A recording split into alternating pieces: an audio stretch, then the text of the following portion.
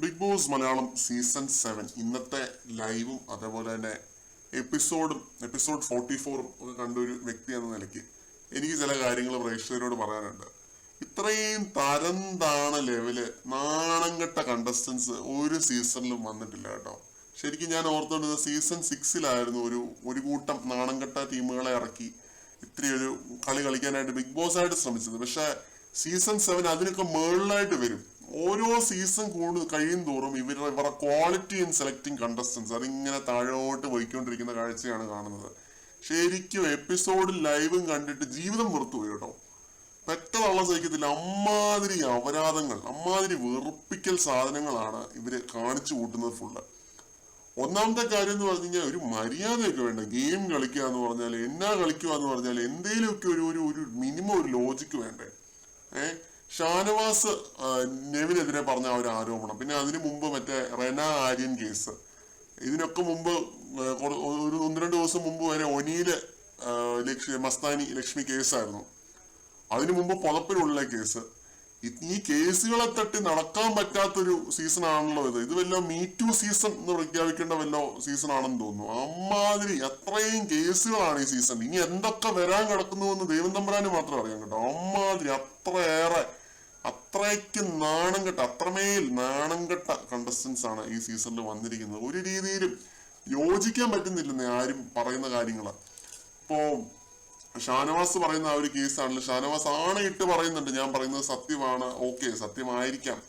പക്ഷെ അത് എത്രയാണ് 1-2 മാസം കഴിഞ്ഞിട്ടാണ് അത് റിവീൽ ചെയ്യുന്നത്. ഇപ്പൊ ഒരവസരം കിട്ടിയപ്പോ അങ്ങ് പുറത്ത് വിട്ടിരിക്കുകയാണ്.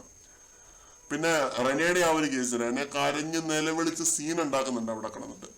പിന്നെ ആര്യൻ ആ ഒരു കാര്യത്തില് പ്രതികരിച്ച രീതി, എല്ലാ രീതിയിലും ഒരു എന്താ പറയാ, പ്രേക്ഷകർക്ക് ആരോടും ഒരു അടുപ്പം തോന്നുന്നില്ല എന്നുള്ളൊരു കാര്യമാണ് ഞാൻ മനസ്സിലാക്കുന്നത്. ആരോടും തന്നെ ഒരു ഇമോഷണൽ കണക്ഷൻ പ്രേക്ഷകർക്ക് ഫീൽ ചെയ്യാനായിട്ട് പറ്റുന്നില്ല. അതിന്റെ മെയിൻ പ്രധാന കാരണം എന്ന് പറഞ്ഞാൽ ഗെയിം എന്ന് പറഞ്ഞാൽ ഇങ്ങനെയുള്ള കുറച്ച് കാര്യങ്ങളാണെന്നാണ് എല്ലാവരും ഓർത്തോണ്ടിരിക്കുന്നത്. ഇങ്ങനെ എന്തേലും ആരേലും എങ്ങനെ കയറി പിടിച്ചു എന്ന് പറഞ്ഞാൽ അത് ഗെയിം ആയെന്നാണ് ഓർത്തോണ്ടിരിക്കുന്നത്. ഇതിനൊക്കെ തുടക്കം എന്ന് പറഞ്ഞു കഴിഞ്ഞാൽ ആദ്യത്തെ ആ ഒരു കേസാണ്. ദിശയിൽ ആര്യൻ പ്രശ്നം തന്നെയാണ്. ഈ ആര്യൻ എന്ന് പറയുന്നൊരു കണ്ടസ്റ്റന്റ് തന്നെ ഈ ഷോയുടെ നിലവാരത്തെ തകർക്കുന്ന ഒരു കണ്ടസ്റ്റന്റ് ആണെന്ന് എനിക്ക് ഫീൽ ചെയ്തിട്ടുണ്ട്.